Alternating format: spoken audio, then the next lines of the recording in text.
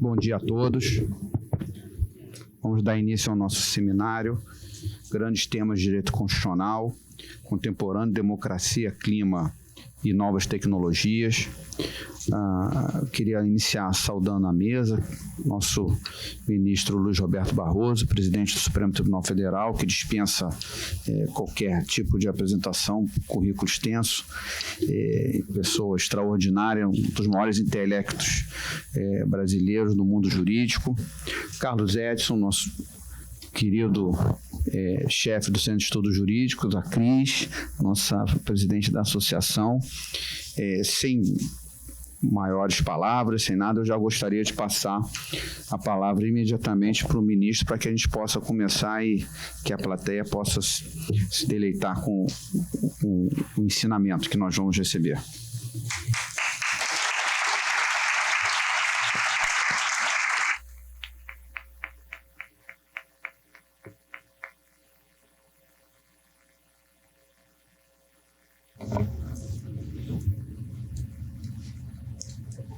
Muito bom dia a todos, eu tenho muito prazer, muita honra, muita alegria mesmo de estar uma vez mais aqui na Procuradoria-Geral do Estado.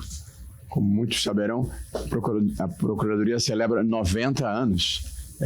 Quase um terço desses anos eu passei aqui, na minha primeira e na minha segunda juventude, eu estive aqui, agora já estou na terceira. Queria dizer que a vida continua boa, portanto, eu tenho as melhores recordações da convivência que tive aqui e saúdo meus queridos amigos presentes. Vejo do meu concurso, vejo aqui o Valdir Zagalha, entrei aqui em 1985 e só saí para ir para o Supremo Tribunal Federal em 2013. Por 2 anos eu não consegui me aposentar, olha que falta de sorte. E queria cumprimentar o Renan Saad e o Carlos Edson, 2 queridos amigos. Queria cumprimentar a Cris, presidente da associação, que organizou uma lindíssima festa no último sábado. Quem esteve lá pôde testemunhar. Nós temos 3 temas complexos, no mundo complexo que a gente está vivendo. Eu mesmo participei da escolha desses 3 temas.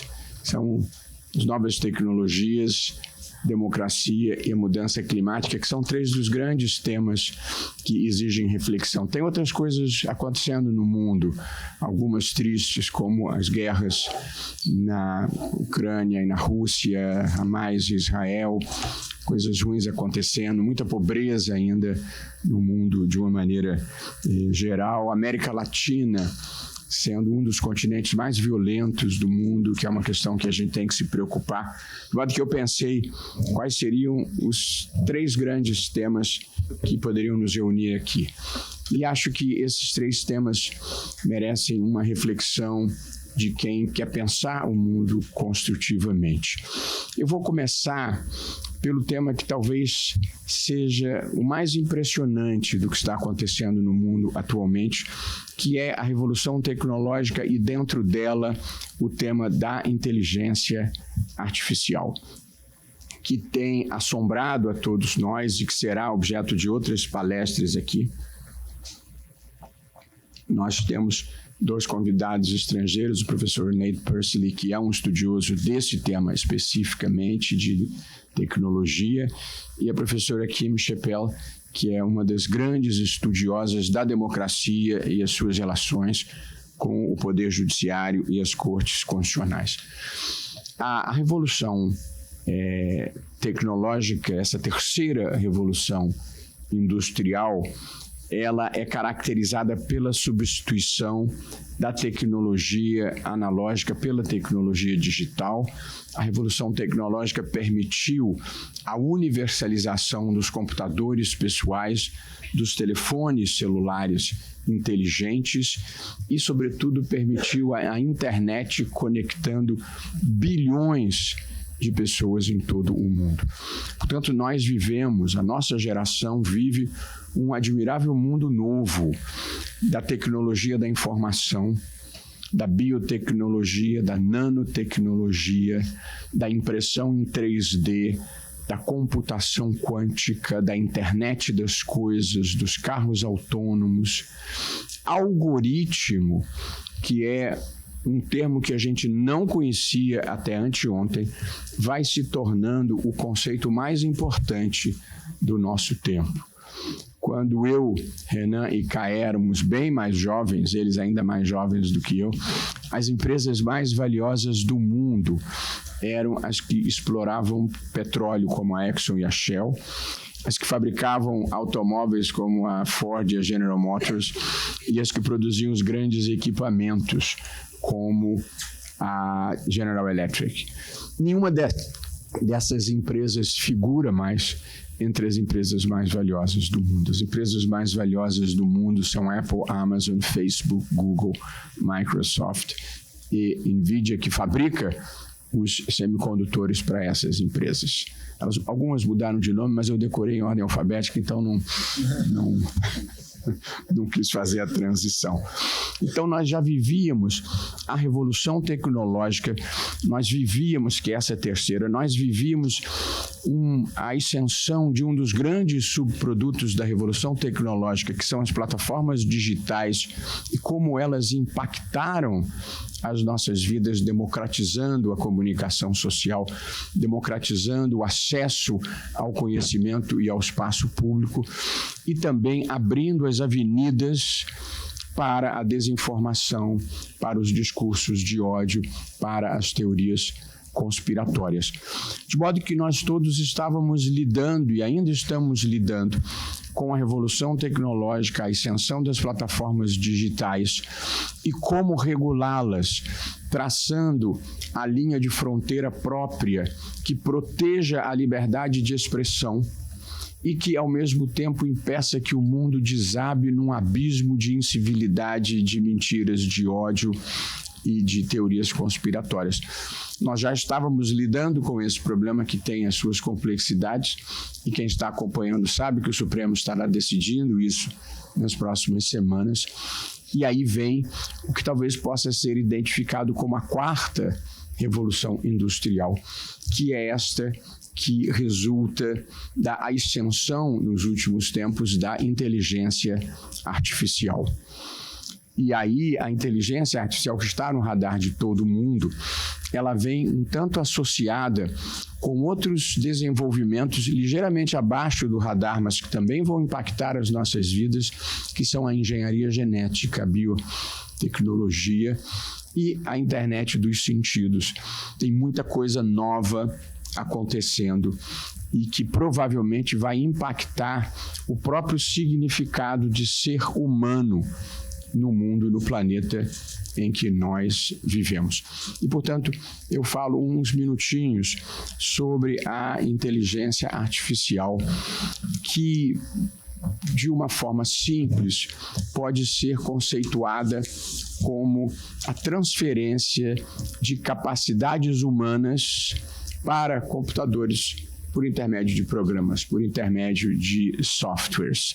Portanto, a inteligência artificial, no estágio atual, ela é alimentada com dados, instruções e objetivos que são fornecidos por pessoas humanas. No estágio atual, apesar de uma ou outra transformação surpreendente, a inteligência artificial, ela ainda é inteiramente dependente da inteligência humana. Ela não tem consciência de si própria, ela não tem vontade própria, ela não tem discernimento do que é certo e errado, do que é bem e do que é mal.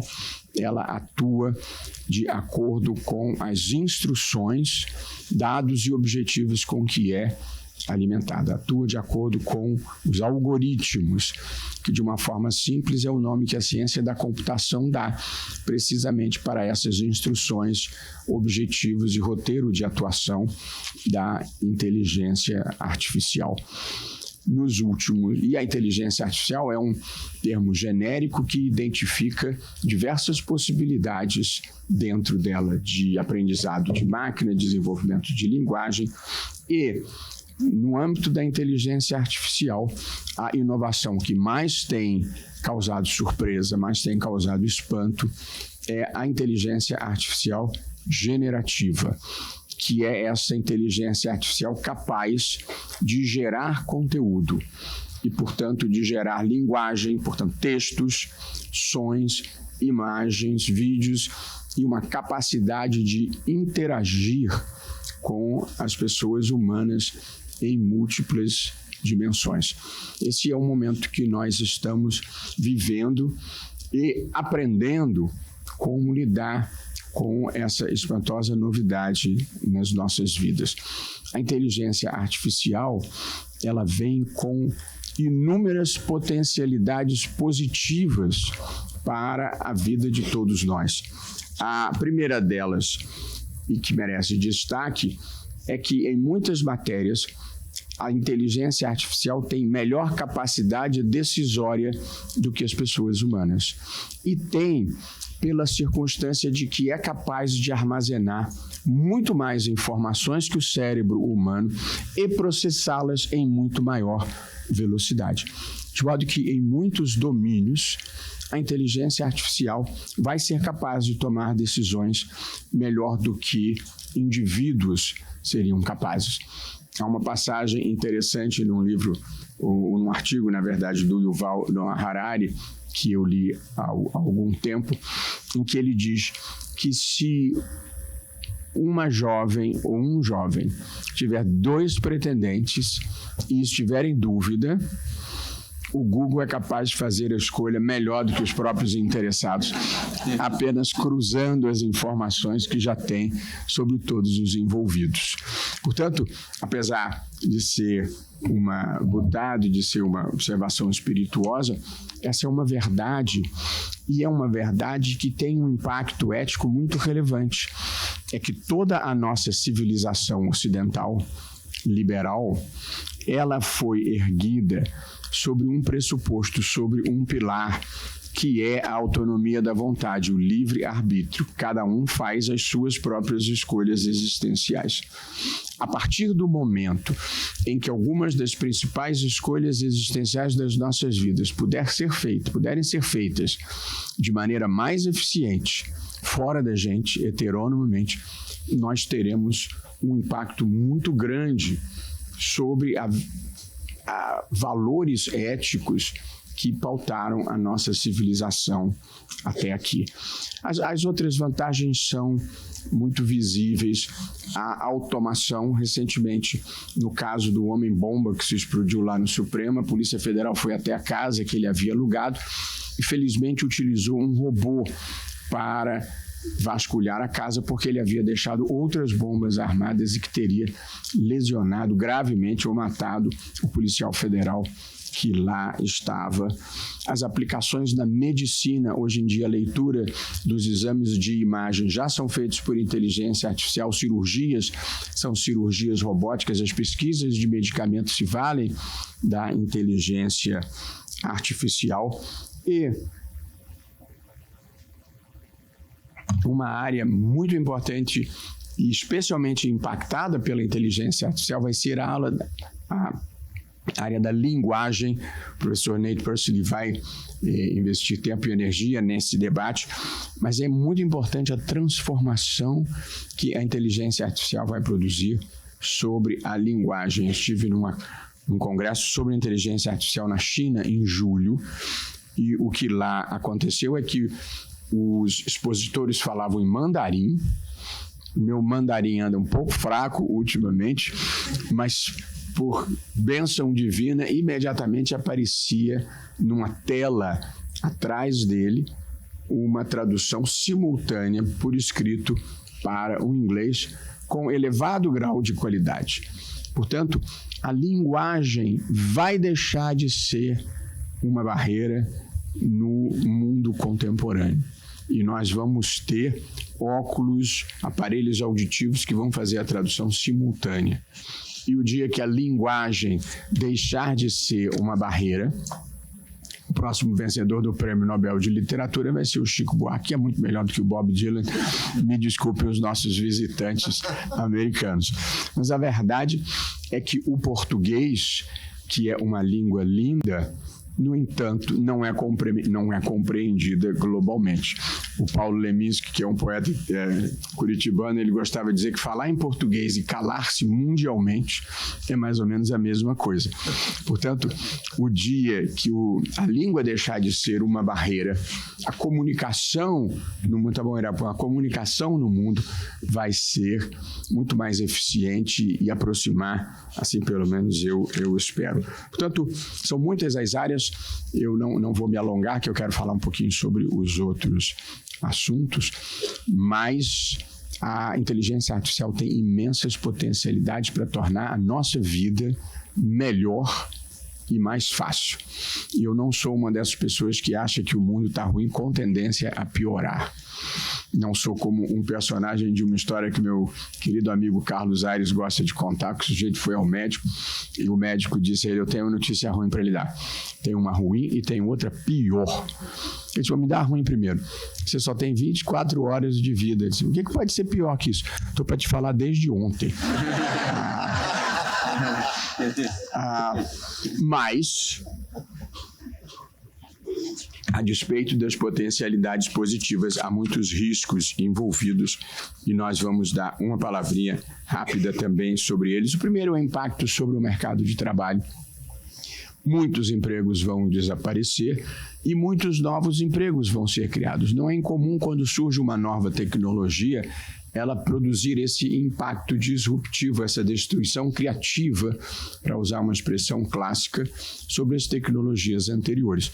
Mas aqui o impacto vai ser muito contundente e, naturalmente, você não consegue transformar um motorista de Uber ou de táxi num programador sofisticado, que são os novos mercados que vão surgir. De modo que vai haver um gap entre a perda de empregos e a criação de novos empregos. É preciso estar atento a isso para capacitar as pessoas e para ter redes de proteção social eventualmente.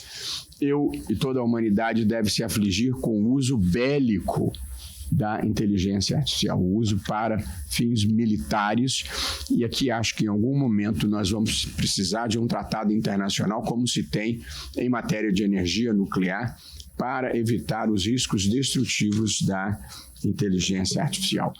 Os riscos da massificação, da desinformação, do deepfake, que alguém me colocar aqui dizendo coisas que eu nunca disse, sem que seja possível a olho nu identificar que aquilo é uma falsificação, que aquilo é uma contrafação.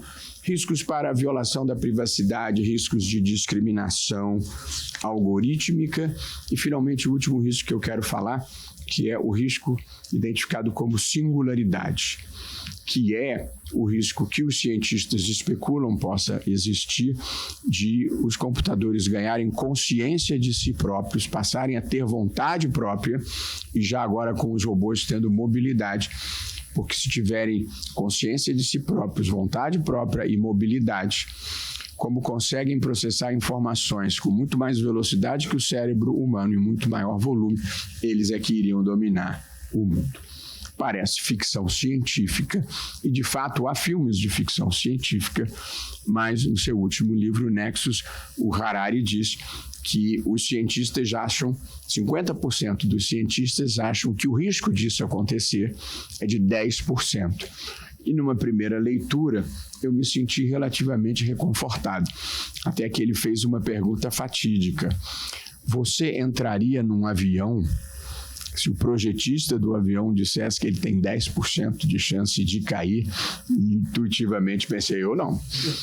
De modo que há um risco que não é um risco desprezível e que é preciso considerar na regulação da inteligência artificial. O mundo todo está discutindo como regular a inteligência artificial.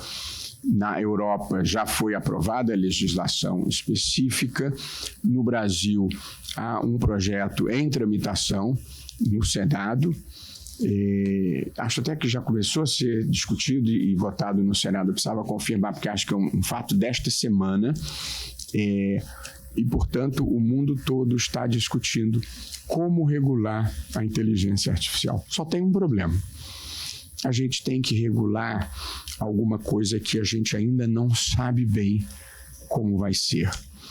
Porque a velocidade da transformação trazida pela inteligência artificial faz com que até o futuro próximo seja de difícil previsibilidade.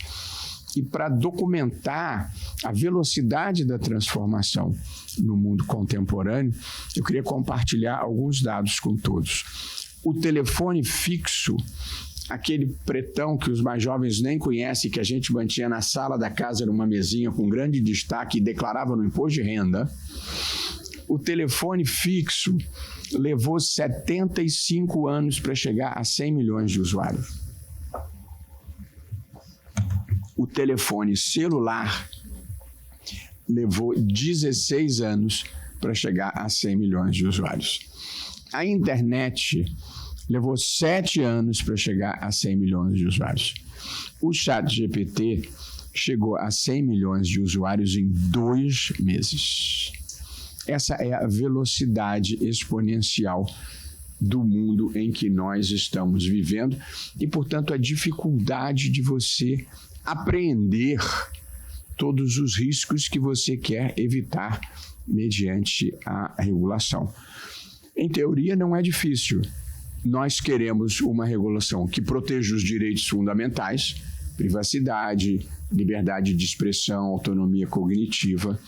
Nós queremos uma regulação que proteja a democracia contra a massificação da desinformação, contra os ataques diretos à democracia, contra os discursos de ódio que em quase todo o mundo são intoleráveis. Os Estados Unidos têm uma posição peculiar em relação a isso.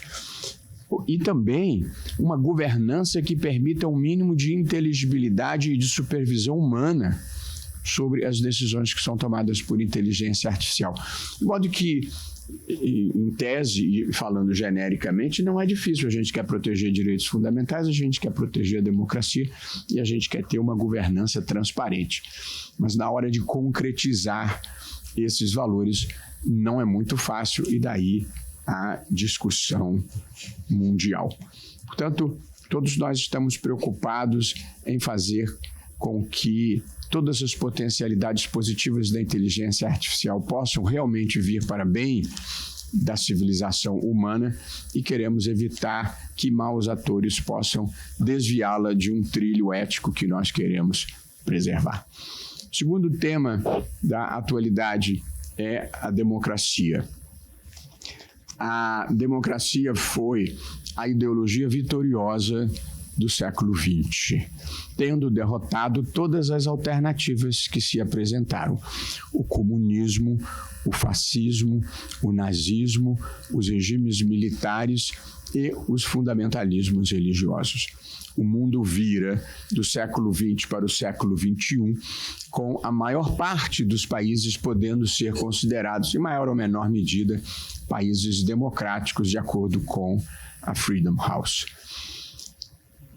A democracia constitucional, que foi essa ideologia vitoriosa, é um conceito equiparável a uma moeda com as suas duas faces.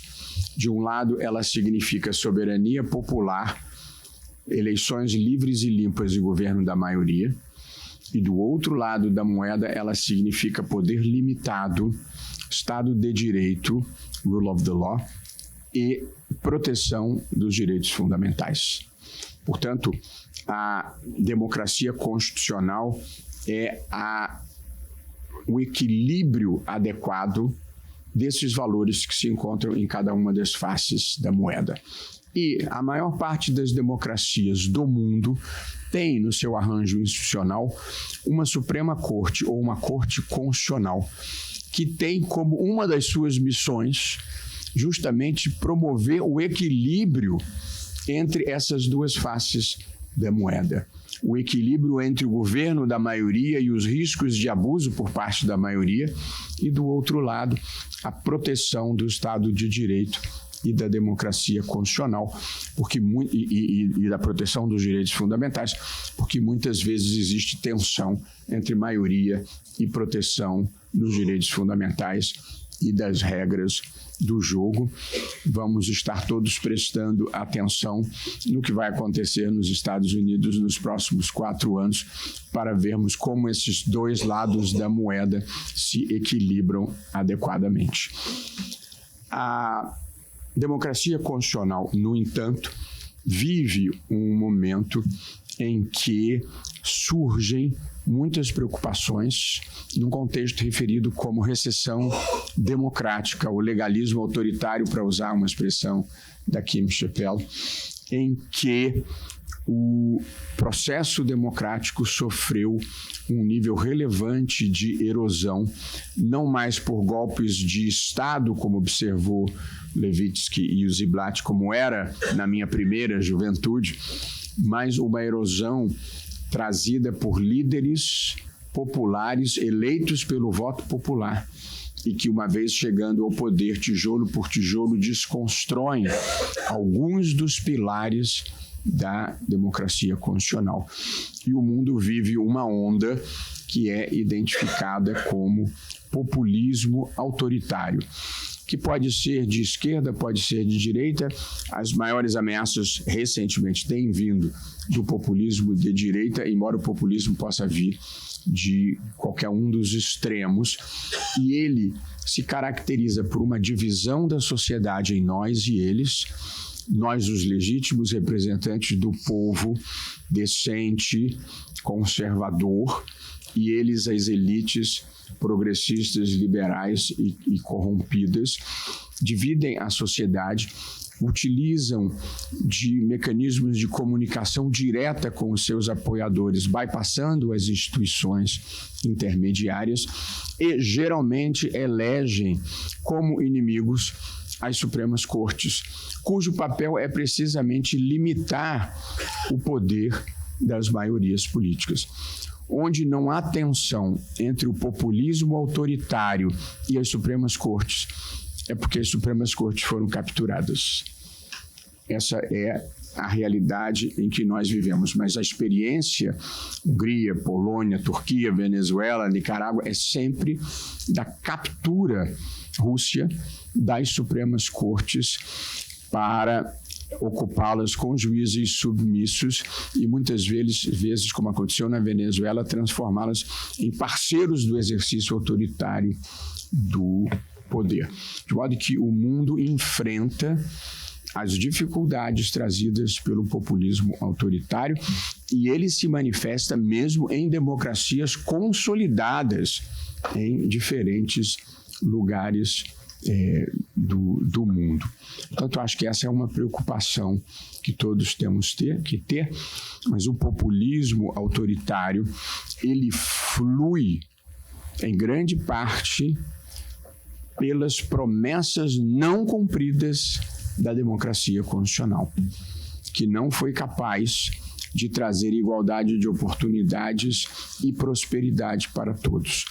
E os que ficam excluídos desse processo de autogoverno coletivo, que é a democracia, são as presas mais fáceis do populismo autoritário, que geralmente oferece soluções fáceis e erradas para problemas complexos e, na verdade, agravam esses problemas, apesar de muitas vezes terem um impacto inicial favorável, mas a médio prazo essas soluções cobram um preço caro, além de comprometerem a democracia. A democracia é um regime político muito complicado, muito complicado. Você tem que negociar tudo, você tem que conversar com gente que você não gosta, você tem que ter uma enorme paciência para conseguir aprovar qualquer coisa. É dureza viver numa democracia, mas eu vivi uma ditadura e creio em mim, é muito pior. As ditaduras vêm com intolerância, com violência política, com tortura, com censura, com exilados e geralmente deixam um saldo extremamente negativo. Portanto, ninguém se iluda com o discurso populista fácil das soluções imediatas. A vida é complicada, a gente tem que ter paciência e ir empurrando a história na direção certa. E o populismo autoritário, sobretudo o populismo autoritário de direita, ele tem estratégias globais. No mundo hoje, quando eu estava lá na primeira juventude, nós tínhamos uma articulação global de esquerda. Você tinha uma internacional socialista que exercia alguma influência no mundo. Hoje nós temos uma imensa articulação internacional de extrema-direita e muito bem aparelhada. Em segundo lugar, nesse processo preocupante que nós vivemos, há uma ampla utilização das plataformas digitais, dos meios de comunicação direto, para discursos de ódio, para teorias conspiratórias, para uma desinformação que muitas vezes canaliza o comportamento das pessoas por um caminho que é autodestrutivo dos seus próprios interesses e das instituições. Mas não é fácil regular e conter esse processo, porque até a qualificação do que seja desinformação é muito difícil. Portanto, é um mundo complexo em que traçar a linha divisória do que pode e do que não pode não é singelo. Quem estiver acompanhando a discussão no Supremo Tribunal Federal e as diferentes visões que vão aparecer sobre esse problema vão perceber as dificuldades que nós enfrentamos e como o voluntarismo muitas vezes pode ser prejudicial para a censura. A censura sempre se apresenta em nome de bons valores, de bons costumes, mas geralmente ela é repressiva quando não ridícula. Portanto, nós precisamos acertar a calibragem de como isso vai ser regulado. E, por fim, uma última palavra sobre a mudança climática, que é uma das questões definidoras do nosso tempo. Eu estou falando generalidades e cobrindo tudo, porque depois os expositores específicos vão focar em cada um desses temas com maior profundidade. A mudança climática é um dos fatores definidores do nosso tempo e, a despeito da retórica de muitos tratados, de muitos acordos, o que nós temos verificado no mundo é um crescimento, um aumento das emissões de gases de efeito estufa, que são a grande causa da mudança climática e do aquecimento global.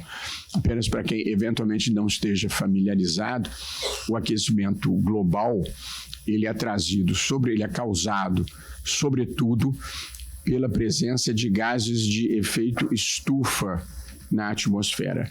O que significa isso? A irradiação solar. Desculpe eu estar sendo elementar, mas pode ser que alguém nunca tenha atentado para essa questão técnica. A irradiação solar chega à Terra e é refletida de volta para o espaço. Parte dessa radiação, parte desse calor fica retida na atmosfera, porque a atmosfera da Terra tem gases chamados gases de efeito estufa. E é muito bom que seja assim, porque isso permite que a Terra fique numa temperatura compatível com a vida humana.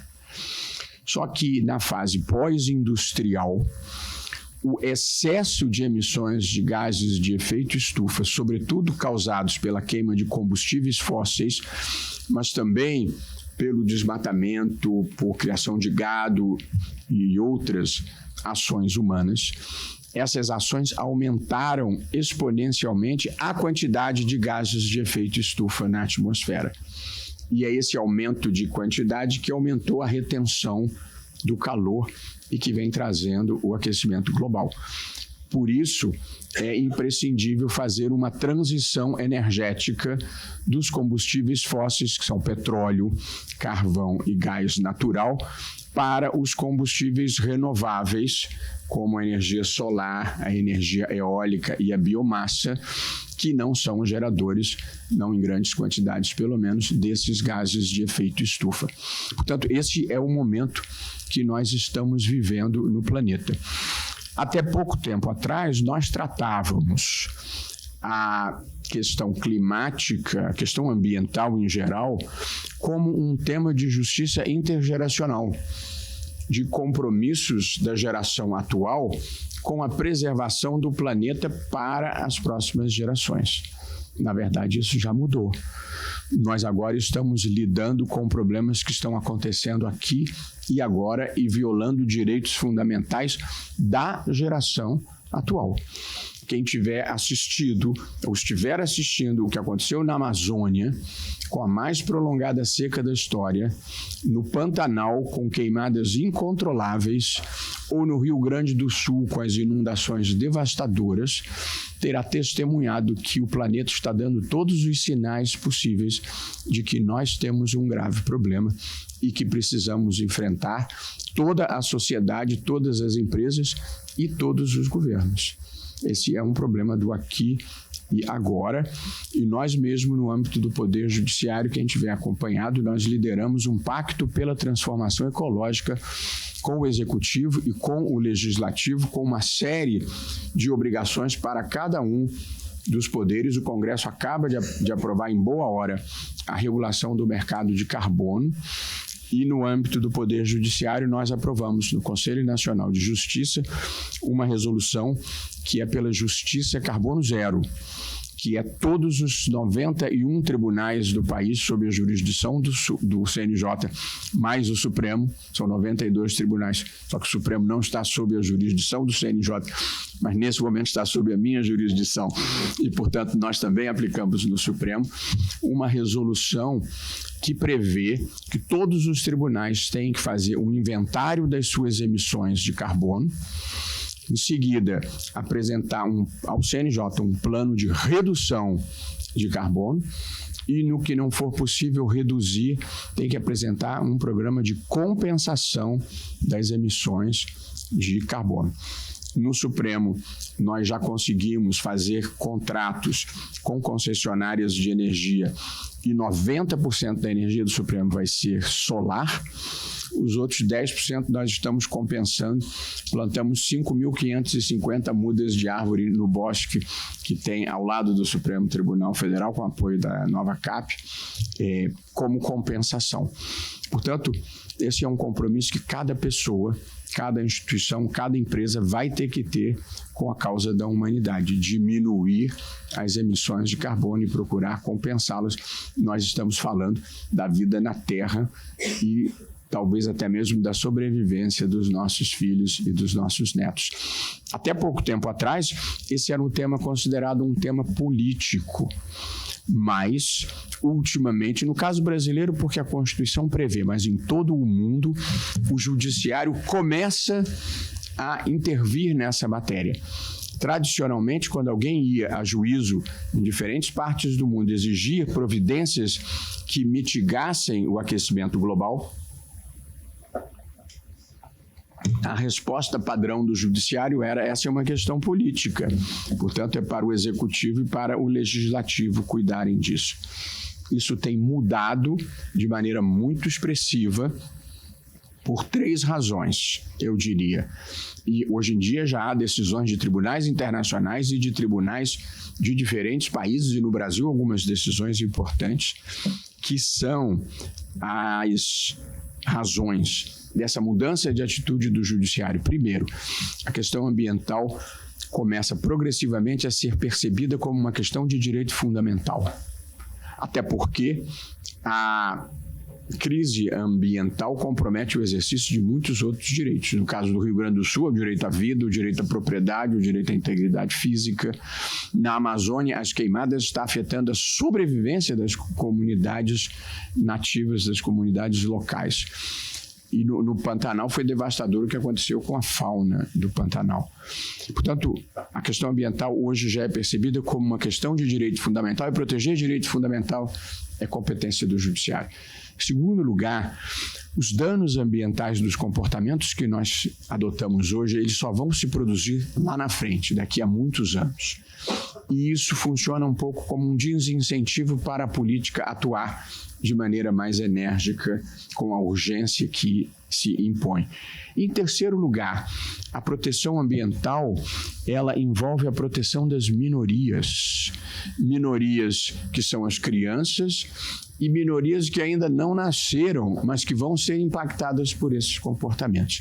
E as minorias não são bem protegidas pelo processo político majoritário. Você precisa do Judiciário para poder enfrentar esse tipo de violação futura de direitos.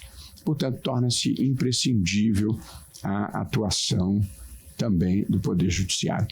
Portanto, meus caros amigos, no tempo que me foi assinalado, essas são algumas reflexões que me pareceram próprias sobre 3 dos grandes temas que todos nós precisamos lidar e sermos capazes de pensar coletiva e construtivamente.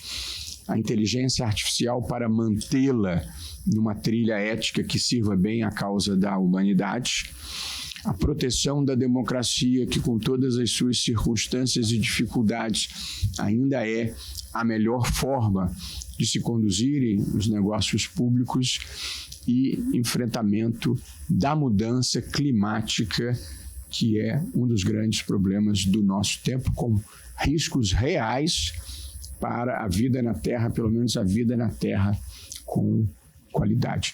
Eu sempre gosto de lembrar, nesse mundo de transformações profundas que nós estamos vivendo, que apesar de todas as modernidades, a vida boa ainda depende de valores muito tradicionais e que vêm desde a antiguidade, que vêm de longa data, que passa pela Torá, passa pelos evangelhos, passa por São Tomás de Aquino, Kant e todos os que tentam pensar eticamente o mundo. Os grandes valores que nos unem continuam a ser os mesmos, apesar de todas as modernidades. O bem, a justiça, a busca da verdade possível no mundo plural e a dignidade de todas as pessoas. Muito obrigado.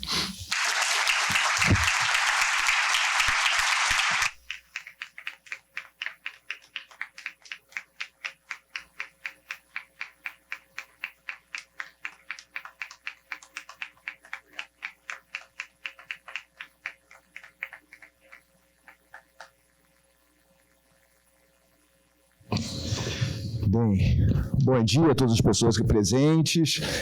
Bem, depois dessa extraordinária reflexão, nosso ministro Luiz Roberto Barroso, professor titular de Direito Constitucional e principalmente um amigo da casa, a gente começa em grandíssimo, em grandioso estilo aqui o nosso evento. O acerto temático que foi desenhado, o planejamento foi desenhado pelo Sejur, mas, sobretudo, pelo próprio ministro Luiz Roberto Barroso e pela colega aqui presente, a professora Patrícia Perrone, evidencia o acerto tanto do ponto de vista dos temas trazidos, os maiores temas atuais, os maiores temas do mundo contemporâneo, clima, democracia, novas tecnologias, especialmente inteligência artificial, como foi falado, e reunindo para tratar desses grandes temas as melhores pessoas, né? Houve uma seleção muito boa, e vocês vão constatar isso ao longo do dia, de pessoas absolutamente qualificadas, a quem eu agradeço profundamente por terem aceitado o nosso convite e ter estado aqui conosco. Portanto, esse auditório cheio, esses aplausos calorosos, as escolhas dos temas, a quem eu agradeço mais uma vez e devo aos organizadores, tudo isso mostra o acerto e o cuidado que a gente teve em preparar esse evento que é muito especial para a Procuradoria-Geral do Estado, que celebra os 90 anos da casa, os 90 anos da Procuradoria e os 40 anos da APERJ. E aqui eu agradeço profundamente o apoio da APERJ nesse evento. Sem a APERJ, a gente não teria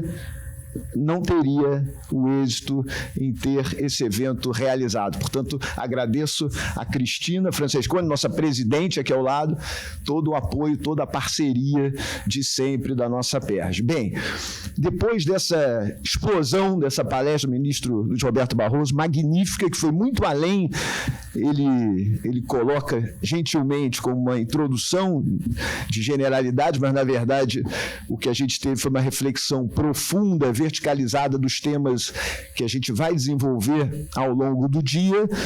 Temos certeza que nós teremos um dia recheado de reflexões, de aprofundamentos, e que sairemos todos aqui, após todas essas palestras, principalmente após a palestra do ministro Arruda, já saímos daqui melhores do que entramos e vamos à luta. Que tenhamos todos um excelente dia de trabalhos. Muito obrigado a todos.